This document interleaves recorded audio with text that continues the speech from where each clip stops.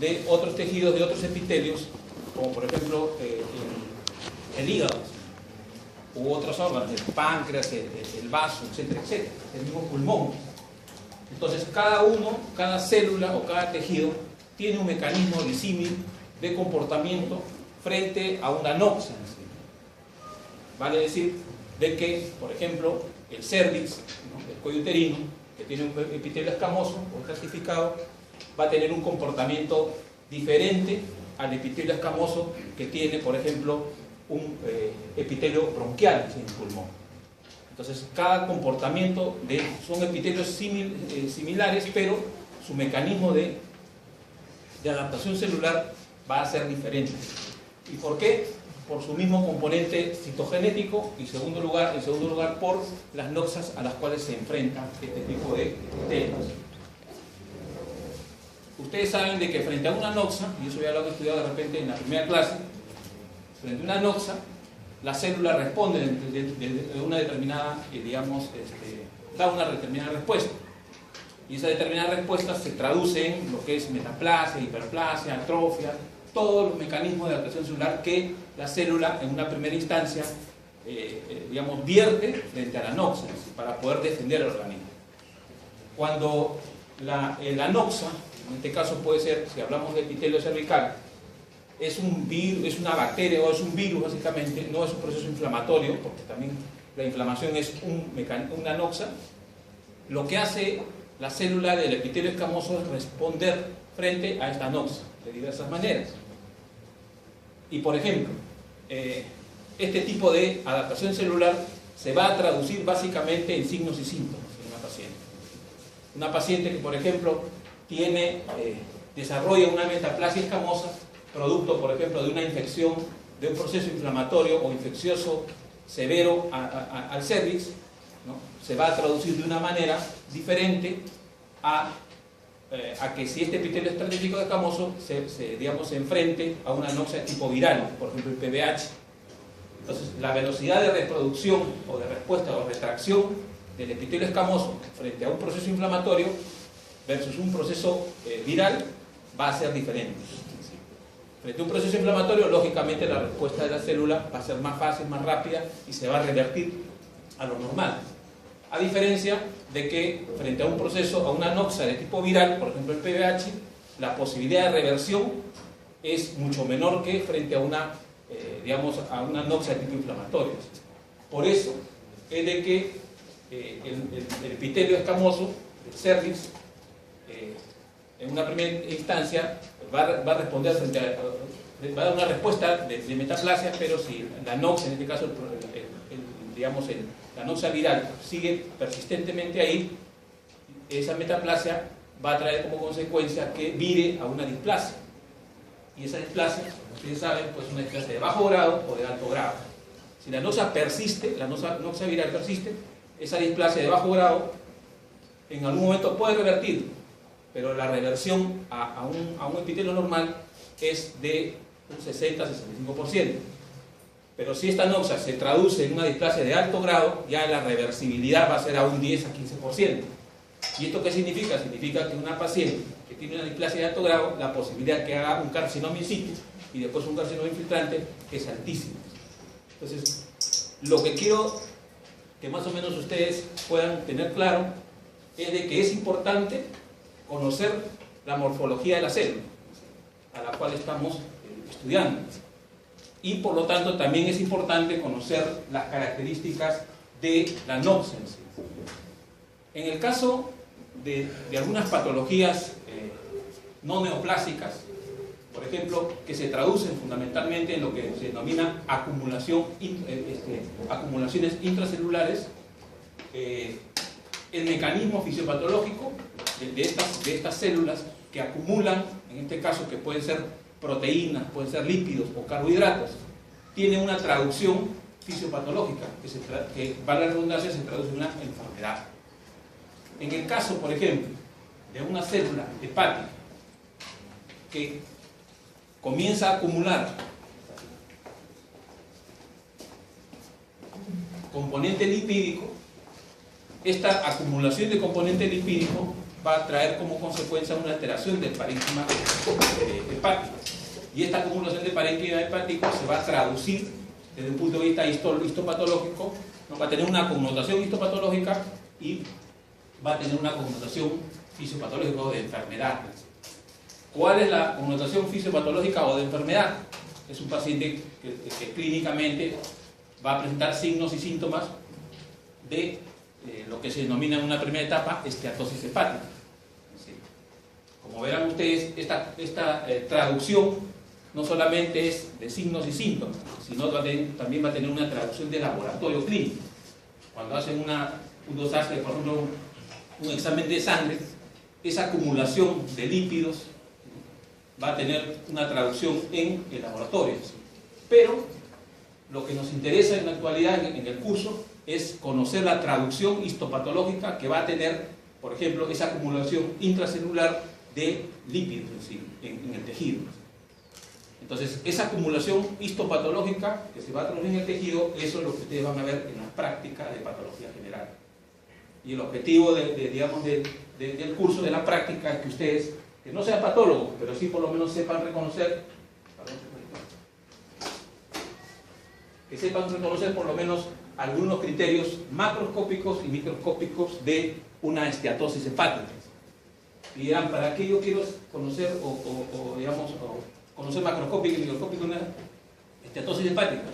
Porque como ya hemos señalado, esa esteatosis hepática que tiene una traducción en una alteración de la célula hepática por la acumulación de, en este caso, de lípidos, va a traer como consecuencia posteriormente, si es que no se cura, si es que no se trata, si es que no se aborda desde un punto de vista clínico, va a traer como consecuencia que ese paciente con esteatosis hepática pueda virar a una cirrosis hepática y posteriormente a un carcinoma hepatocelular. Como verán, el mecanismo fisiopatológico no es estático, es dinámico.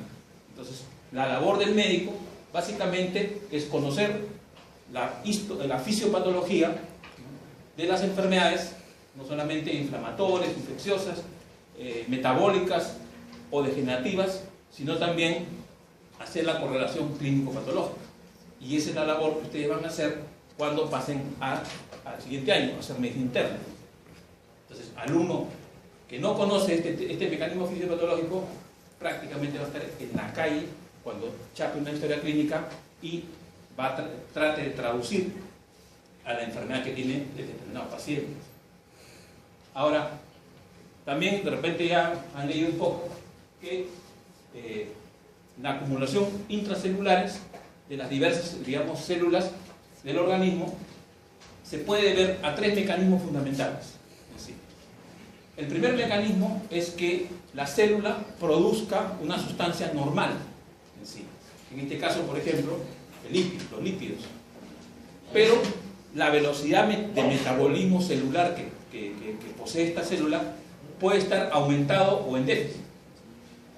Entonces, ese es el primer mecanismo fisiopatológico, que la célula, digamos, la sustancia que se produzca sea una sustancia normal, ¿no?, de la célula, pero la velocidad de metabolismo esté disminuida o aumentada, y por lo tanto esa velocidad, ese mecanismo digamos de metabolismo va a traer como consecuencia la acumulación digamos, del pigmento, en este caso de lípidos. El otro mecanismo, el segundo mecanismo, es que sea por acumulación de una sustancia exógena, o sea, fuera de la célula, como consecuencia de una alteración del metabolismo de las mismas células.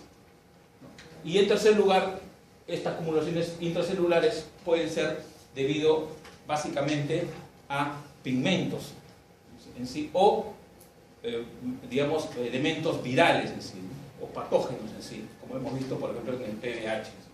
Entonces, esos son los tres mecanismos fisiopatológicos que se pueden traducir en enfermedades asociadas a lo que se denominan acumulaciones intracelulares y pigmentos en sí. Entonces, como verán, no es tan difícil, es fácil, pero lo que sí es un poco difícil es la traducción de todos estos mecanismos fisiopatológicos, de estos tres tipos de mecanismos fisiológicos, en diversas enfermedades. Entonces, ahí viene ya el detalle, ¿no?, de la patología general y especial, ¿no?, conocer o definir o diagnosticar o conocer básicamente el mecanismo fisiopatológico de todo ese grupo de enfermedades inflamatorias, infecciosas, metabólicas y degenerativas que están asociadas o vinculadas directamente en lo que se denomina acumulaciones intracelulares o acumulaciones de pigmentos. ¿Cuáles son las? Bueno, esto un poco para que más o menos puedan ustedes tener algo claro de lo que se ha señalado. Hemos señalado, he visto que cuando hablamos de acumulaciones intracelulares nos referimos no solamente a aquellas sustancias anormales, sino sustancias normales que pueden originar o van a originar daño celular fundamentalmente, o tampoco no pueden, digamos, originar daño celular. En el caso, por ejemplo, de esteatosis hepática, se aborda la esteatosis, se revierte y lógicamente pues la célula va a mostrar un determinado cambio, pero reversible. En el caso, por ejemplo, de los procesos inflamatorios infecciosos del cervix, cuando se cura o se trata el proceso infeccioso, la célula del epitelio escamoso revierte y vuelve a su normalidad. Entonces, las células, la morfología de la célula puede alterarse o puede no alterarse o revertirse a lo normal. Las acumulaciones pueden ser en el citoplasma, que son la mayoría, casi los 70-80% de las acumulaciones son en el citoplasma, pero también hay acumulaciones que se dan en el núcleo. Entonces hay que definir básicamente si la acumulación digamos, que se traduce en determinadas enfermedades se da tanto en el citoplasma o en el núcleo. Hay enfermedades que tienen acumulaciones en ambos lados, tanto en el núcleo como en el citoplasma. Bueno, y esas enfermedades tienen un comportamiento un poco medio dual, que le llaman, ¿no? Los tipos de acumulaciones. Hay diversas clasificaciones, pero bueno, esto es un poco más que todo los tres grandes grupos en los cuales se traducen las diversas enfermedades asociadas a lo que es acumulaciones intracelulares. El primer grupo es lo que se denominan las degeneraciones, ¿no? Que son componentes normales de la célula, que hemos señalado pueden ser lípidos, proteínas o carbohidratos, que debido a problemas en su eliminación o en problemas en su alteración de la velocidad de metabolismo, causan, como hemos señalado, un déficit en la eliminación de este componente o un aumento en la producción del mismo. Entonces, ese es el mecanismo degeneracionales que explican básicamente la presencia de las acumulaciones intracelulares. ¿A qué se denomina tesauromismo o tesauromismosis en sí? Es una enfermedad por acúmulo de sustancias anormales en las células, ¿sí?, que son congénitas y que se deben fundamentalmente a una alteración o a una falta de una enzima que se encarga fundamentalmente del metabolismo de este tipo de sustancia que se acumula anormalmente en la célula. Y el tercer grupo o tipo de acumulaciones es lo que se denomina las pigmentaciones, que son acúmulos de sustancias no digeribles, en este caso, por ejemplo, el carbón o la enfermedad de antracosis, ¿no? Sí, está dentro de este grupo de las enfermedades pigmentarias. En el caso de la enfermedad de las acumulaciones intracelulares de lípidos, en este caso, una de las enfermedades que es más común que se da, y eso lo van a ver en la práctica, es lo que se denomina la degeneración grasa o metamorfosis grasa, o en algunos casos se denomina esteatosis hepática. ¿Sí? ¿Cuál es, digamos, la traducción? La traducción de esta enfermedad fundamentalmente es el acúmulo de triglicéridos en el parénquima celular. ¿Sí? ¿Cómo se traduce desde un punto de vista histopatológico? Ustedes desde ahora tienen que saber que una lámina de un tejido de X con coloración HE, todo lo que es grasa o aire se traduce en color blanco o translúcido. Entonces, lo que vamos a ver desde un punto de vista histopatológico es un tejido hepático que está asociado a lo que denomina degeneración grasa. Vamos a observar que los hepatocitos están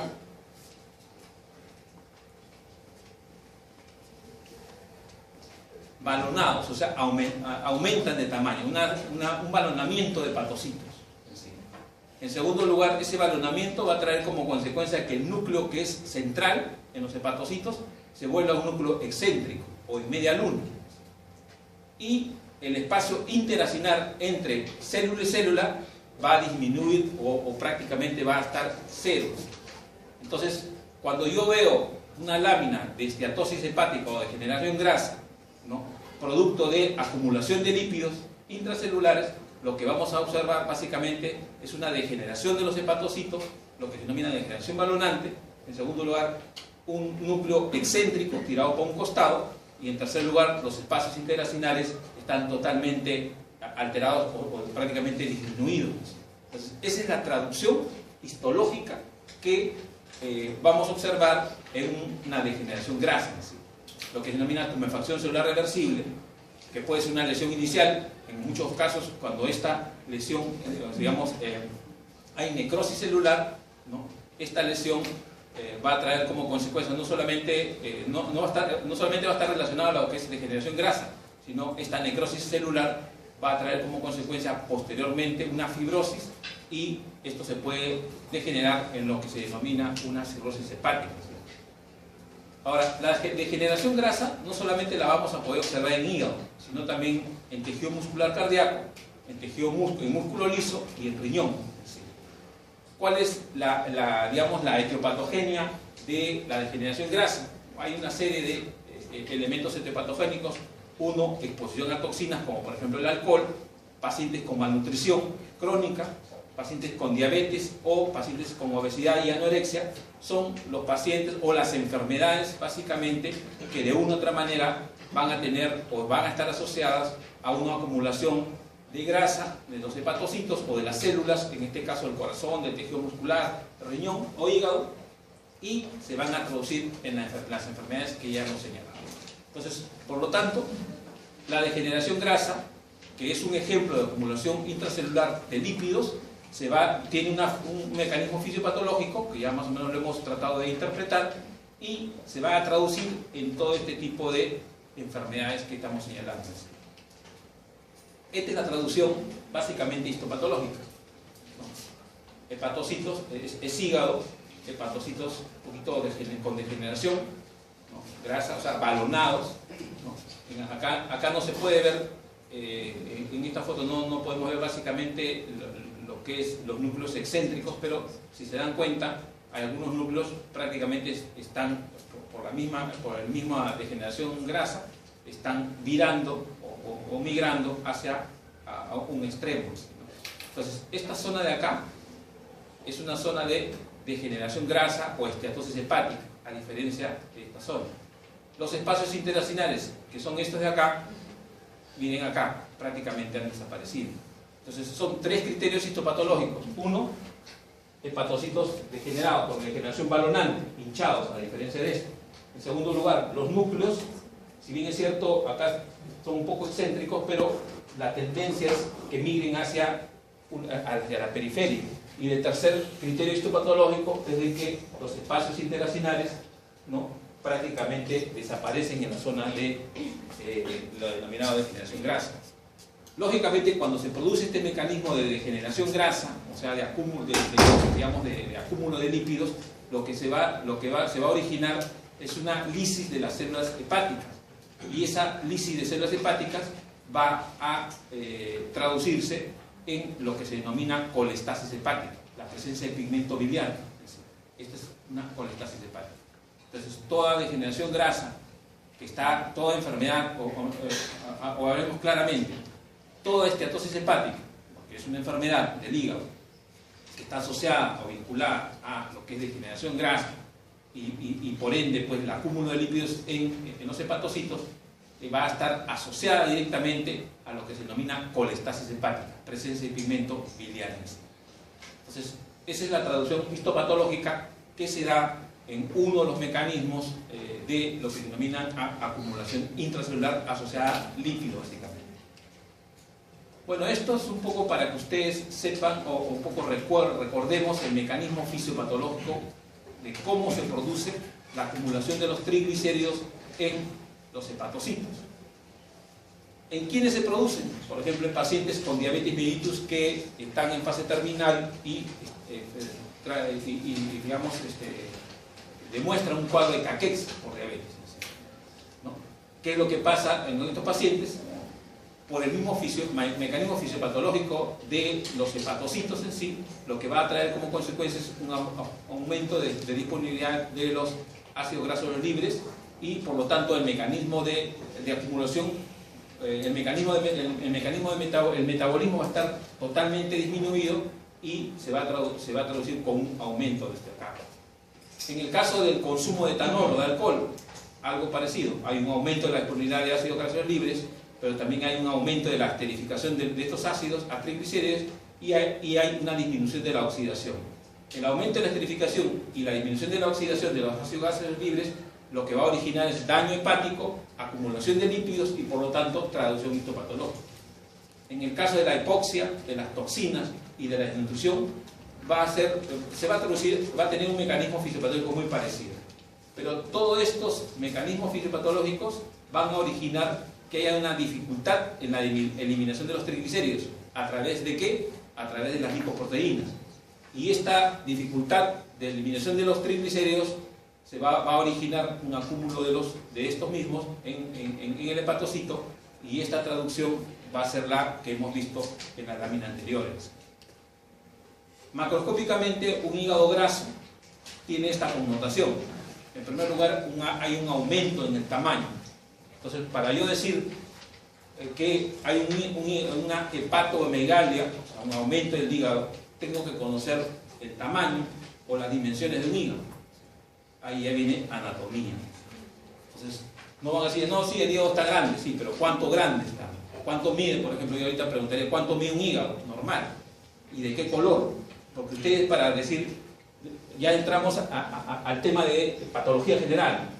Para yo decir que este hígado es un hígado grande, tengo que saber el tamaño de un hígado normal, las dimensiones, lo que he hecho, el tamaño de dimensiones, el peso de un hígado, el color de un hígado, la superficie y la consistencia.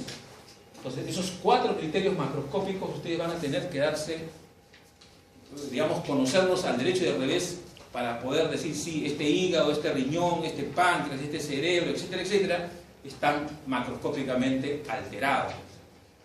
Entonces, nadie va a poder, digamos, decir este es una esteatosis hepática si no sabe el color del hígado normal. Pregunta al aire, ¿cuál es el color de un hígado normal? El color. ¿Cuál es el tamaño?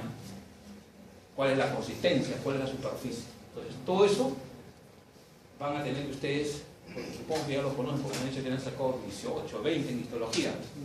Entonces, deben conocerlos. Entonces, la recomendación es que desde ahora, si es que por ahora de motivos no recuerdan la macroscopía de todos los órganos tejidos, saquen su libro de histología y repasen, porque si no, van a estar perdidos en patología general y en patología especial, peor todavía. Y van a estar ahí sustitutorios, suplicatorios, doctor Ángel, por favor, que por aquí, que por allá. Entonces, yo creo que para ese nivel los estudiantes de medicina no tienen que estar. Entonces, eso es lo que, de una u otra manera, ¿no? Este es un hígado, que ustedes ven, de un color medio marrón grisáceo. El color del hígado normal es un color rojo vinoso. La superficie es una superficie lisa. Acá ustedes van a poder observar que es una superficie media micronodular, rugosa o irregular. Entonces, acá sí podemos, por la superficie, por el color, ¿no? Yo puedo decir que este es un hígado alterado, ¿no? Y está vinculado macroscópicamente a una esteatosis hepática, es decir, o una degeneración grasa. Entonces, eso es lo que es la traducción de lo que denomina acumulación de lípidos en el hígado. Esta es la traducción. Acá ya lo vemos mejor de lo que señalaba, ¿no? Hepatocitos con degeneración balonante, núcleo al costado. Los espacios intestinales casi prácticamente desaparecidos y pigmento biliar intracelular. Si a mí me ponen esta lámina, lógicamente vamos a tener el diagnóstico de degeneración grasa o esteatosis hepática. Yo suelo acostumbrar a tomar exámenes prácticos con láminas. la delegada de mi mesa está acá. Tengo todas las láminas por si acaso. Ni una me falta. Entonces, lo que en práctica vamos a señalar es qué es lo que señala el puntero. Es un núcleo. Si yo veo un hígado, un núcleo costado, hepatocito con degeneración malonante, lo que señala el puntero es núcleo excéntrico. Diagnóstico histopatológico, entonces hepática, degeneración grasa. Diagnóstico etiopatogénico, ¿cuál es? ¿Qué es lo que señala? Ya les puse un montón. Etanol, alcohol, qué sé yo, ¿no? Señalan 4 criterios microscópicos. Ya, pues. Alteración del hígado, hepatocito con degeneración malonante, núcleo excéntrico, disminución de los espacios intestinales y presencia de pigmento de vida. Punto, ya. ¿Cuántos puntos tienes? 3 puntos. Fácil. ¿Cuánto tiempo se demora? 1 minuto y medio. 30 segundos. Bien, esa es la traducción básicamente de lo que se denomina acumulación intracelular en lo que en referente a lo que es lípido. Hemos dicho también que no solamente la acumulación de lípidos se da en el hígado, sino también se da en corazón, en músculo y en riñón. Y miren macroscópicamente la diferencia que hay entre un riñón normal, entre comillas, y un riñón con acumulación de lípidos en lo que es los glomérulos o las células básicamente del parénquima renal. Acá verán pues que el color disminuye, las características de la corteza y de la médula también están alteradas.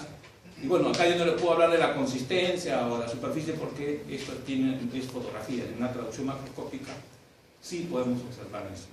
Pero básicamente para que sepan reconocer de que dentro de los 4 criterios macroscópicos que ustedes tienen que conocer en todo órgano, por lo menos acá podemos decir que hay dos, ¿no? El color y por lo menos el tamaño. ¿Sí? En el caso de un tercer ejemplo, estamos hablando básicamente de acumulación de lípidos intracelulares. El ejemplo más clásico, más común que se da es lo que se denomina las ateromatosis o las placas de ateroma. Entonces, esto es un fragmento, es una pared de aorta, abierta, esta es la capa íntima, lógicamente, y la de afuera. Pero ustedes van a poder observar que este fragmento de aorta, las características macroscópicas son totalmente diferentes a estas y lógicamente peor a estas. Entonces, esto es una traducción macroscópica de lo que se denominan placas de ateroma. ¿Y qué son las placas de ateroma? No son más que la acumulación de lípidos en macrófagos, ¿no? O en adipocitos que están dentro o forman parte de lo que es la capa íntima, media y adventicia, en sí, de la pared aórtica. Entonces, ¿cuál es la traducción histopatológica de lo que es ateromatosis, que es un ejemplo de la acumulación de lípidos intracelulares? Los criterios básicamente hay, ustedes van a poder observar que la capa íntima es homogénea y tiene pues básicamente sus salidas por las anastomosis. ¿Sí? Ya ustedes son trómenes en anatomía. Pero conforme se va, digamos, alterando el metabolismo de la acumulación de los lípidos, en este caso en pared aorta, lo que vamos a poder observar es la presencia de especie de acumulaciones, de sobreelevaciones de la pared, de la capa íntima. Entonces acá está libre, acá ya miren, hay como una especie de acumulaciones, y acá ya es peor, porque aparte de la acumulación ha habido ruptura de la pared. Entonces la ateromatosis no es más que una enfermedad que está asociada o vinculada al acúmulo de lípidos de las células, en este caso de la pared de la aorta en sí. Entonces, microscópicamente, ¿qué es lo que se va a traducir acá? La acumulación de lípidos. Pero antes de pasar a la microscopía, macroscópicamente ustedes, cuando hay anatomía, han prácticamente palpado la pared de la aorta. Es de fibra elástica, etcétera, etcétera. En cambio, cuando ya hay ateromatosis o acumulación de lípidos, lo que vamos a poder observar macroscópicamente es que la consistencia, en lugar de ser fibroelástica, normalmente la consistencia es indurada. Es como que si ustedes rompan una galleta de soda, así es. Así. Entonces, ¿qué es lo que va a originar eso? La acumulación de lípidos. Microscópicamente, ¿cómo se va a traducir? Uno, hay una alteración de la capa íntima y parte de la media. Hablo de digamos, la arteria de la aorta. En segundo lugar, hay la presencia de cristales de colesterol, ¿no? Microscópicamente, cristales de colesterol. En tercer lugar, va a haber en la zona de la capa media, normal, y la anormal, donde se va creciendo, van a haber los denominados lipófagos. ¿Qué son los lipófagos? Son macrófagos que están de una u otra manera fagocitando, ¿no? Los lípidos para que estos no se degeneren. ¿Sí? Entonces, ahí los lipófagos son un ejemplo clásico de acumulación de lípidos en las células. ¿Sí? Y eso lo vamos a observar en lo que es ateromatosis, es decir, en la lámina de microscopía. Y en cuarto lugar, vamos a observar áreas de fibrosis y áreas de microtrombos vasculares. ¿Y por qué microtrombos vasculares en la capa media? Porque básicamente la ruptura digamos, de las células que conforman la capa media va a traer como consecuencia también ruptura de vasos. Entonces, esos 4 criterios microscópicos nosotros vamos a verlo en la lámina de práctica de patología general cuando toquemos o cuando observen ustedes lo que es ateromatosis, placas de ateroma, que es un ejemplo de lo que es acumulación de lípidos intracelulares. Esta es la traducción, lo que señalaba, ¿no? Esta es la capa adventicia, esta es la capa media y esta es la capa íntima. La pregunta es, ¿cuál de estas 3 capas es la más gruesa, la más que acumula mayor porcentaje en la pared aorta? Histología. O sea, si no conocen histología, están perdidos. Yo siempre acostumbro a voltear la lámina para que se puedan diferenciar la capa adventicia de la capa íntima. Entonces, si no conocen histología, están perdidos. ¿Qué es lo que señala el puntero? Lo volteado. Capa íntima, sonar, cero. Entonces, hay criterios histológicos, que ustedes ya lo saben, para poder reconocer este tipo de, tejidos que son patológicos. Ojo, si yo les pongo una lámina de histología de aorta, bueno, lo van a reconocer, pero ya ustedes están en el curso de patología, ¿no? Donde va a haber gran cantidad, el porcentaje de tejido va a ser un tejido anormal, pero van a haber áreas de tejido normal que les va a permitir a ustedes decir si este es aorta. Capa íntima, cristales de colesterol, esta es la zona de interfase. Capa media, entre comillas conservada, capa media alterada. Acá microscópicamente vamos a observar los lipófagos. Acá no, bueno, en el microscopio vamos a ver, acá los lipófagos. Capa íntima, que es pequeña, capa media y la adventicia prácticamente se trata. ¿Por qué digo adventicia? Porque ustedes cuando han disecado aorta han visto que la capa externa de la aorta está llena pues, de vasos pequeños, sino los colaterales, grasa y vasos. Grasa y vasos. Debo decir, este es adventicia. Los lipófagos vamos a encontrar acá. O sea, el ejemplo de acumulación por lípidos intracelulares lo vamos a poder observar ahí, en la zona de lípidos. O sea, son los soldados que están tratando de que prácticamente las placas de ateroma pues, no sigan avanzando. ¿Sí? En el caso, bueno, eso ya hemos visto 3 ejemplos clásicos de lo que es acumulación intracelular de lípidos. En el caso de las proteínas, que es el otro grupo, que son menos frecuentes, el acúmulo de proteínas en las células son de tipo muy estructurales, que pueden ser, como señalábamos al inicio de la clase, por exceso de síntesis de la propia célula, o que se acumulan sin más, digamos, decir así, ¿no? Sin más síntesis. Pueden acumularse proteínas estructurales, por ejemplo, que no son relevantes, o no estructurales, que se denomina lo que es la denominación de degeneración hialina. Cuando hablamos de degeneración hialina, ya estamos hablando de un ejemplo de lo que se denomina pues, los cuerpos albícanos. Cuando yo hablo de cuerpo albícano, ya ustedes tienen un aparato genital femenino, útero, lo ven más cerca, ovario. En el ovario, parte de la estructura, hay lo que se denominan cuerpos albícanos, que son ejemplos básicos de lo que es degeneración hialina. Entonces, la degeneración hialina, que es, digamos, un mecanismo fisiológico, entre comillas, normal, que se da en el ovario, ustedes saben que hay el proceso de digamos, de transformación de los folículos, finalmente trae como consecuencia lo que se denominan los cuerpos albicans, que son de generación hialina. Entonces, es el ejemplo clásico de acúmulo de proteínas en un determinado tejido. ¿Qué es lo que...? Pero hay otros ejemplos, por ejemplo, otros ejemplos que se dan, digamos, de acumulaciones de proteínas intracelulares. Y otro ejemplo de otras enfermedades es lo que, por ejemplo, sucede en la hepatitis aguda o en la fiebre amarilla, que desde un punto de vista histopatológico vamos a poder observar los denominados cuerpos de Coulsingman, que no son más que hepatocitos apoptóticos que acumulan proteínas y que se traducen y que se exponen dentro del parénquima hepático.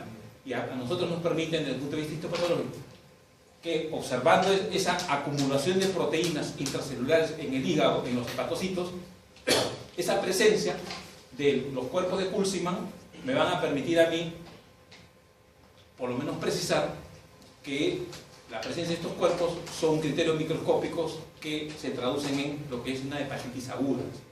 Entonces, para ello, cuando me mandan una biopsia de hígado de un paciente que sospecha de una fiebre amarilla o de un tipo de hepatitis, entre otros criterios, yo observo la presencia de estos cuerpos de Coulsingman, que son hepatocitos apoptóticos, es uno de los criterios histopatológicos que yo me voy a basar para poder decir si es un paciente que porta una hepatitis de tipo agudo.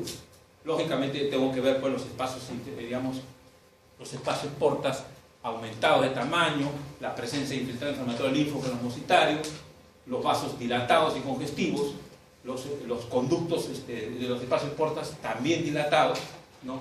Y también lo que se denomina la presencia de infiltrado inflamatorio linfomononuclear de espacio porta a porta. Entonces son criterios microscópicos que a mí me permiten, frente a esa biopsia hepática, decir si este paciente es portador de una hepatitis aguda. ¿Sí? Pero uno de los criterios microscópicos es la presencia de estos cuerpos de Coulsingman. Entonces, se dan cuenta que cuán importante es un poco repasar, un poco leer o investigar y conocer básicamente cuál es la traducción del acúmulo de proteínas en determinadas células que nos permiten a nosotros tipificar y hacer el diagnóstico final de la enfermedad que porta o es portadora de este paciente.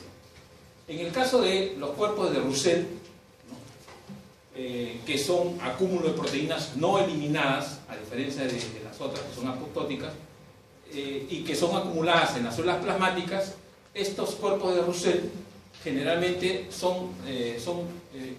un criterio microscópico de procesos inflamatorios crónicos inespecíficos. Porque no crean de que cualquier proceso inflamatorio, por ejemplo una gastritis o una, digamos, celulitis, ¿no? etcétera, etcétera, tiene una traducción histopatológica, pero hay procesos inflamatorios crónicos inespecíficos que tienen criterios microscópicos un poquito más específicos.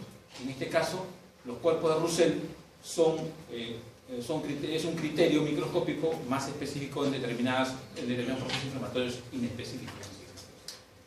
El déficit congénito de la alfa-1 antitripsina, que es un acúmulo de material hialino proteico en hepatocitos, también es un criterio microscópico que a mí me va a permitir decir que el paciente o la biopsia que me ha mandado es una biopsia compatible con una cirrosis hepática, es decir, o una pancreatitis en el caso del parénquima pancreático, o en el caso del parénquima pulmonar, también el acúmulo de este material hialino me va a permitir a mí decir que es un enfisema pulmonar.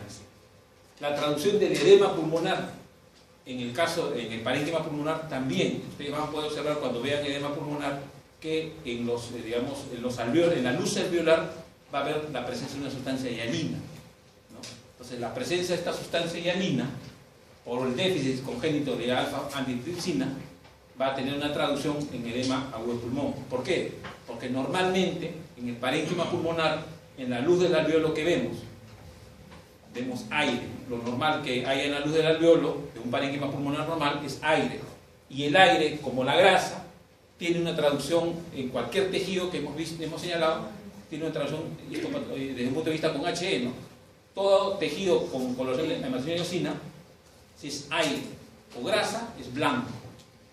En el caso, por ejemplo, del edema agudo de pulmón, si yo les comento de que para yo hacer el diagnóstico de edema agudo de pulmón en un tejido pulmonar, una biopsia, un pedazo de pulmón, ¿no? Primero lo que evalúo es la luz alveolar. Normalmente la luz alveolar debe ser blanca, porque hay aire. Pero en el edema, ese acúmulo de sustancia proteica se va a dar en la luz, básicamente. Entonces, esa traducción es una sustancia rosada y alina. Entonces, cuando vean edema agudo de pulmón, vean la luz del alveolo, vean que en la luz del alveolo va a haber una sustancia rosada y alina, y eso es un signo, o mejor dicho, un criterio microscópico de edema agudo de pulmón. Bueno, esto de acá, acúmulo de proteínas en hígado, fundamentalmente. Hepatocitos con cuerpo de Pulsiman, miren, ¿no? Las células hepáticas, que prácticamente intracitoplasmáticamente se va a traducir en la presencia de este acúmulo de proteínas, ¿no? Bien delimitados. Estos son los denominados cuerpos de Pulsiman que están asociados, vinculados directamente a lo que es hepatitis. En los cuerpos de Mayoli, también igual, acúmulos de proteínas. Ojo, cuando nosotros utilizamos también algunas coloraciones especiales para tipificar estos acúmulos de proteínas o lípidos. En el caso, por ejemplo, de los lípidos y de las proteínas, nosotros utilizamos lo que ya ustedes han podido, de repente han leído, lo que es la coloración de PAS, ácido periódico de Schiff, ¿no? El PAS y la tricrómica me van a permitir a mí determinar con más precisión, ¿no?, la presencia de estos cuerpos, ¿no?, de estos acúmulos de proteínas o lípidos. Este es un defecto con una lámina en la cual está asociada básicamente a un defecto congénito del metabolismo caracterizado por acúmulo de sustancias rojo, teñido por la técnica de PAS, el ácido periódico de Schiff, que representa acúmulos de alfa-1 antitrypsina en células hepáticas. Miren, este acúmulo de sustancias rojas son defectos que no deberían lógicamente estar presentes en un parénquima hepático, pero están asociados básicamente al metabolismo de este tipo de sustancia de acúmulo de la alfa-1 antitrypsina. Entonces, con una coloración de PAS, ¿no? Material amarillo verdoso, observen, esta es lo que se denomina colestasis hepática, ¿no?, lo que hemos señalado, ¿no?, acúmulo de pigmento biliar en determinadas células o regiones del parénquima hepático. Material marrón de aspecto granuloso, miren, dentro de los macrófagos alveolares en hemosiderina. Prácticamente hay una destrucción de los glóbulos rojos y la liberación de hierro de los grupos M, que se va a traducir en un material marrón. Ojo, ¿por qué es importante también un poco tipificar? Porque van a haber patologías, por ejemplo, los melanomas. Ya vamos a pasar a los melanomas. Ustedes saben que el melanoma es una neoplasia maligna, ¿no?, que mucho se puede confundir con lo que se denominan los nevus intraérmicos pigmentados. O hay otras patologías que se denominan, pues, hiperpigmentación postinflamatoria. La hiperpigmentación postinflamatoria es una patología benigna. El nevus intraérmico pigmentado también es benigno, pero puede virar a maligno. Y el melanoma maligno es una patología, como su nombre dice, maligna. Entonces, si yo no puedo, desde un punto de vista histopatológico, diferenciar uno del otro, yo puedo confundir una hiperpigmentación postinflamatoria con un melanoma maligno. Hago un diagnóstico erróneo, a los 30 días viene la paciente y me dice, quedo con otro patólogo, no tengo un melanoma maligno. Entonces todo lo que yo he trabajado, y eso para ustedes, porque todavía se pueden cambiar de carrera, por si acaso, derecho, ingeniería les da más plata, medicina no da plata, por si acaso. Ahorita lo que está de moda es las negligencias médicas. Entonces, para eso uno tiene que conocer bien. Porque si uno hace un diagnóstico errado, prácticamente negligencia médica, por impericia, imprudencia, se gana un juicio tremendo y hasta uno pierde. ¿Pero por qué? Lógicamente, cuando mandan una biopsia, quien aborda al paciente es el clínico, el dermatólogo, el internista, cualquier médico. Pues si no, yo no soy patólogo, sí, pero dermatólogo, ¿no? Puede ser dermatólogo. No, pues yo no soy dermatólogo, internista, también, todos están vinculados, o sea, porque por eso, por lo caso, ninguna especialidad se escapa de este tipo de, digamos, aberraciones en los diagnósticos y por lo tanto negligencias médicas. Entonces, para no estar comprometido en eso, lo importante es que desde el pregrado ustedes tengan sus conceptos bien plantados en lo que se refiere a lo que es la parte de la fisiopatología de las diversas enfermedades, ¿sí? Y la mejor manera es estudiando, ¿sí? ¿No? Profe, ¿sí? ¿en caso y cómo se hace para diferenciar el melanoma del nevus postinflamatorio, si son similares? La histología, anatomía, fisiopatología y patología general. Bueno, ¿por qué le digo? Porque en un nevus intradérmico pigmentado, a diferencia de un melanoma maligno, el nevus intradérmico se caracteriza fundamentalmente porque las células névicas, ¿no?, microscópicamente tienen un componente benigno, una arquitectura benigna, ¿sí? Su núcleo central, su digamos, citoplasma básicamente delimitado. Solamente el pigmento, o sea, el pigmento, como ustedes saben, la piel tiene una membrana basal, ¿sí? Y dentro de la membrana basal están presentes o forman parte de la histología normal los denominados queratinocitos, los que dan las células que dan el color a la piel. Entonces, en un nevus intradérmico, o un nevus no es más que los lunares común y corriente, lo que va a suceder es una proliferación de las células névicas que se acumulan en grupos y que se alojan en la dermis superficial. A diferencia del melanoma maligno, es de que las células melanócitas sí son neoplásicas, muy a la par de que tengan el pigmento melánico dentro del citoplasma. La característica morfológica de la célula melanocítica es una característica de células neoplásicas. ¿Qué significa eso? Que el núcleo va a ser un núcleo hipercromático, de bordes irregulares, la cromatina va a ser puntiforme o densa, ¿no? Los bordes del núcleo son irregulares y la relación citoplasma-núcleo está totalmente alterada. A eso le agregamos la presencia del pigmento melánico. Entonces, eso, lógicamente van a verlo en el curso de patología general, ¿no? Pero lógicamente tienen que tener una base de histología.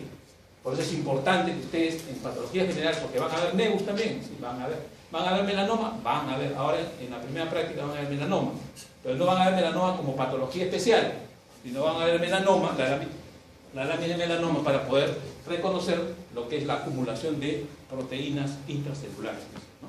Pero van a hacer un video. Profe, ¿Sí? profe, y ese caso que usted dijo, de que se confunde fisiológicamente el melanoma con el nevus intradérmico, ¿es por una experiencia propia que usted tuvo? ¿Perdón? ¿Es por una experiencia propia que usted tuvo? No es por experiencia propia, sino es por lo que sucede común y corriente, ¿no? Todas las veces.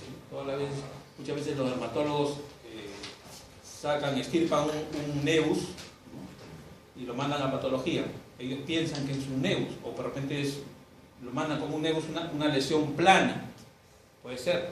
Lo mandan y ellos piensan que desde un punto de vista clínico, piensan que es un nevus. Le hacemos el estudio patológico y encontramos células melanocitas atípicas, le hacemos S100, porque ahora se utiliza, bueno, hace años ya utilizamos marcadores tumorales, el S100 positivo, el HMB45 positivo y el Ki67 aumentado, un porcentaje, diagnóstico, melanoma maligno. Entonces, eso es lo que, una traducción clínica que se pensaba que era un nevus, histológicamente o histopatológicamente es un melanoma. Entonces, hay criterios. Y bueno, ya posteriormente vamos a ir viendo poco a poco esas traducciones, ¿no?, esos diagnósticos diferenciales. En el caso de pigmentos, son sustancias coloreadas, algunas son constituyentes normales de la célula, por ejemplo en el caso de la melanina, mientras que otras son anormales y se acumulan en la célula. Hay diversas clasificaciones, pero la más frecuente, la más común es la clasificación de los pigmentos endógenos y exógenos, ¿no? ¿A qué se denominan pigmentos exógenos? A la presencia de aquellos que, digamos, vienen del exterior. Por ejemplo, la presencia de carbón, o sea, lo que botan el humo de los carros, etcétera, etcétera, ¿no? Se traduce como lo que se denomina antracosis, la enfermedad de antracosis. La antracosis no es más que una enfermedad de tipo respiratoria que se traduce en la acumulación de pigmento exógeno, en este caso carbón o el antrax, en células epiteliales o macrófagos que forman parte del parénquima pulmonar. Entonces, cada uno de estos, elementos, el carbón, el hierro, el asbesto, el plomo, la plata, etcétera, etcétera, la acumulación de estos pigmentos que se traducen de estos elementos está asociado o vinculado directamente a una enfermedad determinada, como por ejemplo la antracosis, que es como lo que hemos señalado. El carbón o antracosis, el hollín, la chimenea, pulmón, prácticamente se acumulan en el pulmón y que fundamentalmente son los macrófagos que fagocitan este pigmento o el carbón y se traduce en la enfermedad que hemos señalado. ¿Cómo tiene su traducción en la antracosis, que es una enfermedad asociada al acúmulo de pigmento o de carbón en los macrófagos? Macroscópicamente hay áreas en el parénquima pulmonar que se traducen de un color negruzco y hay una hipertrofia básicamente de la zona de los ganglios regionales en sí del pulmón. Microscópicamente tiene su traducción en antracosis, depósitos negruzcos granular dentro del macrófago y no despierta reacción inflamatoria.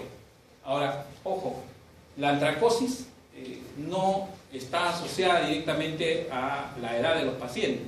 Lo que se espera es que una persona adulta que fuma, etcétera, etcétera, tenga antracosis. No, la antracosis es una enfermedad también, yo diría, no solamente por acúmulo, sino una enfermedad de tipo, topográfico o locacional, así que le llaman. Yo tuve la oportunidad de hace años ir al Cusco porque hubo una muerte masiva de chiquitos de un pueblito que tomaron leche con órganos fosforados. Bueno, esto es una serie, pero murieron cerca de 32 chiquitos en un pueblito de Cusco. Casi toda la población casi todos los chiquitos de esa población fallecieron. ¿Y qué es lo que cuando le hicimos la necrosis a los chiquitos, qué es lo que se encontró? En todos, antracosis. Entonces decía, como un chiquito de 3 años, 4 años, antracosis, no es fumador, acá no viene en carro, etcétera, etcétera. Simplemente, ¿por qué? Porque ustedes saben que en las zonas de sierra, etcétera, etcétera, como no tienen queroseno, no tienen eso, cocinan con leña en zonas cerradas. Entonces la leña, o sea, ese carbón de la leña, etcétera, etcétera, hace que los chiquitos, inhalen eso y puedan producir la enfermedad, ¿no? Repito, ¿no?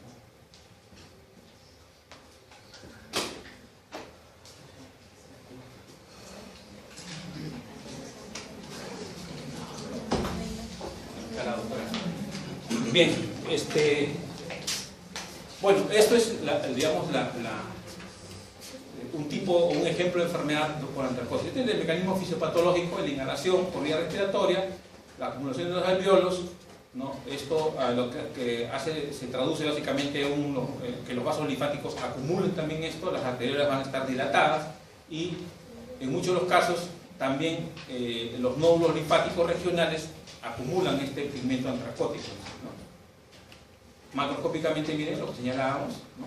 Acúmulo de como especie de ganglios regionales y zonas de negruzcas, es decir, macroscópicamente, ¿no?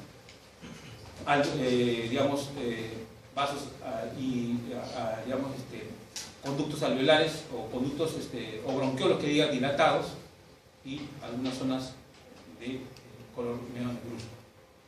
Esta es la traducción microscópica de la antracosis, ¿no? Macrófagos que han fagocitado pigmento antracótico negruzco y se traducen de esa manera. Eso también lo van a ver acá con mucho más razón, con mucho más, ¿no? Acá una traducción más directa, 40 aumentos, donde ustedes ven macrófagos que están fagocitando el pigmento antracótico y esa es la traducción de este.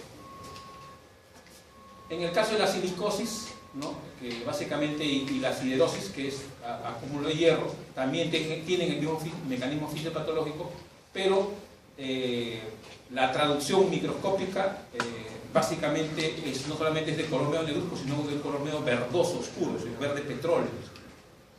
Esta es la histopatología de la silicosis. ¿Sí? La siderosis, miren, igual, acúmulo de pigmentos. La asbestosis también, y el saturnismo o plumbismo, que llaman el acumulación de plomo. En el Callao generalmente se da mucho esto, el saturnismo, ¿no? La asbestosis también, miren, tiene su traducción macroscópica. Y esta es la traducción microscópica, ¿no? Acúmulo de pigmento asociado básicamente a los macrófagos. La neumoconiosis también, que ustedes ya conocen que es una enfermedad de tipo, pues, básicamente ambiental, etcétera, etcétera, que también tiene sus características de histopatológicas, ¿no? Los santomas, que básicamente son acúmulo de cristales de colesterol, se dan casi siempre en el músculo pectoral, en los abdominales, y microscópicamente lo que vamos a poder observar muy a la par digamos, del acúmulo de cristales de colesterol, vamos a observar la presencia de células gigantes multinucleadas, no tipo Langerhans, sino células gigantes multinucleadas con núcleos centrales, es decir, cuerpo extraño básicamente. Porque ustedes tienen que saber un poco diferenciar entre células gigantes multinucleadas tipo Langerhans, que se dan en tuberculosis, que una característica microscópica es que los núcleos son excéntricos, a diferencia de las células gigantes multinucleadas tipo cuerpo extraño, en este caso la presencia de cristales de colesterol o digamos de algún otro pigmento va a originar la presencia de estas células, pero se caracterizan porque estas células son multinucleadas, pero los núcleos son centrales. Bueno, este es un santoma macroscópicamente, y esto básicamente para que ustedes un poco puedan asociar qué pigmentos, los tipos de pigmentos exógenos, ¿no? Asociado a las diversas enfermedades y a la acumulación, ¿no? O sea, por ejemplo, la antracosis, polvo de carbón, saturnismo de plomo, etc. Bueno, y las infiltraciones no es más que la acumulación en el espacio extracelular de algunos metabolitos no degenerables por el organismo y se denominan infiltración propiamente dicha, ¿no? En el caso, por ejemplo, del amiloide, ¿no? Bueno, esto ya lo vamos a estudiar posteriormente cuando se toque el tema de amiloidosis, pero lo que tiene que quedar bien claro es de que la amiloidosis es un ejemplo clásico de acumulación de pigmentos intracelularmente.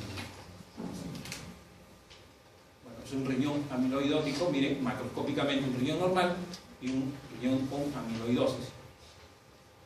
Vuelvo a repetir, el tamaño está aumentado, el color hay diferencia, la superficie igual y la consistencia. 4 criterios macroscópicos que todo órgano que ustedes tienen que manejar en todos los tejidos. Bueno, este es el acúmulo de amiloide en glomérulos en sí, ¿no? Sí, hay la coloración rojo Congo, es otro tipo de coloración que me permite identificar el amiloide en sí. El amiloide básicamente tiene predilección por la pared de los vasos. Se adhiere a la pared de los vasos. Por eso es que cuando yo hago una coloración rojo Congo en un riñón de un paciente que sospecho que es amiloidosis, ¿qué es lo que me va a permitir a mí? Me va a permitir que la coloración rojo Congo sea positiva acá en el aparato glomerular. ¿Y por qué?